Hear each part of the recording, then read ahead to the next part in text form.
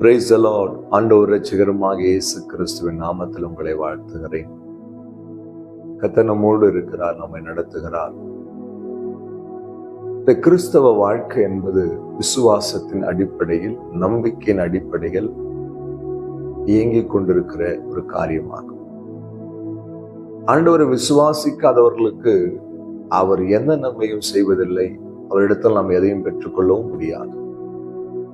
கர்த்தர் மேல் நம்பிக்கையாய் இருக்கிறவர்களுக்கு அவர் தருகிற காரியங்கள் அநேகமாய் இருக்கிறது. அந்த நம்பிக்கை குறித்த ஒரு வார்த்தை இன்றைக்கு யோசியா 12ஆம் அதிகாரம் 6ஆம் வசனத்துடைய கடைசி பகுதியை வாசிப்போம். இடைவிடாமல் உன் தேவனை நம்பிக்கொண்டிரு. இடைவிடாமல் உன் தேவனை நம்பிக்கொண்டிரு. என் அன்பு சகோதரனே, சகோதரியே, தேவ பிள்ளையே, இடைவிடாமல் உன் தேவனை நம்பிக்கொண்டிரு. கொஞ்ச நாட்கள் ஆண்டவர் மேல் நம்பிக்கையாயிரு, கொஞ்ச நாள் உலகத்தின் மேல் நம்பிக்கையாயிரு, கொஞ்ச நாள் உன் பலத்தின் மேல் நம்பிக்கையாயிரு, கொஞ்ச நாள் உன் செல்வத்தின் மேல் நம்பிக்கையாயிரு. அப்படி சொல்லுங்க. இடைவிடாமல் உன் தேவனை நம்பிக்கொண்டிரு. ஆண்டவர் நம்ம கிட்ட எதிர்பார்க்கறது என்ன தெரியுமா? எந்த சூழ்நிலையிலும் எந்த நிலைமையிலும் அவர் மேலே வைத்த நம்பிக்கையில நாம் குறைந்து போவதை அவர் விரும்புகிறது இல்லை. இந்த வார்த்தை கேட்கிற தெய்வ பிள்ளையே, ஆண்டவர் உங்களை ரொம்ப நேசிக்கிறார். இந்த நம்பிக்கை குறையும் பொழுதுதான் போராட்டங்களையும் பிரச்சனைகளையும் நாம் சந்திக்கிறோம். வேதம் சொல்லுகிறது, கர்த்தர் மேல் நம்பிக்கை இருக்க மனுஷன் பாக்கியவான். கர்த்தர் மேல் நம்பிக்கை இருக்க மனுஷன் அசையாத பர்வதம் போல இருப்பான். கர்த்தர் மேல் நம்பிக்கை இருக்கிற மனுஷன் உஷ்ணத்தை காணாமல் செழிப்பா இருப்பான். இவ்வளவு வார்த்தைகள் வேதத்துல உள்ளது. ஆனால் இங்கு சொல்லப்பட்டிருக்கிறது, இடைவிடாமல் உன் தேவனை நம்பிக்கொண்டிரு. தேவ பிள்ளையே, உங்கள் நம்பிக்கை எதன் மேல இருக்குது? ஒரு வேலைவீனம் வரும்போது, ஒரு வியாதி வரும்போது, ஒரு கஷ்டம் வரும்போது மட்டும் அவரை நம்புறீங்களா?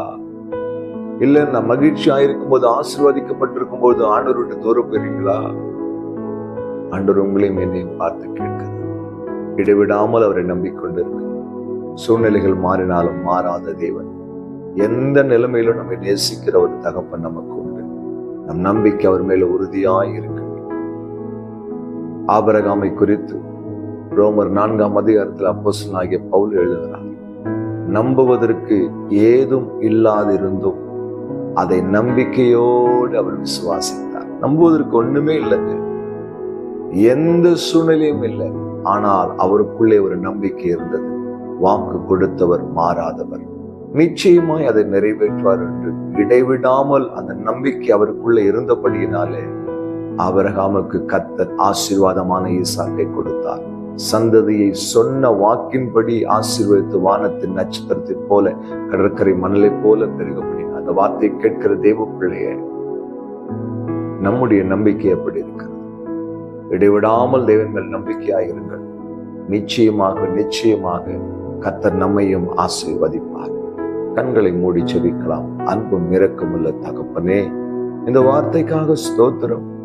நம்புவதற்கு ஏதுமில்லாத சூழ்நிலை உம்மை நம்பின ஆபிரகாம் ஐயாவை இடைவிடாமல் உம்மேல் நம்பிக்கையோடு கூட நாங்கள் உம்மை பின்பற்றி வர உதவி செய்யும். இயேசு கிறிஸ்துவின் நாமத்தில் பிதாவே.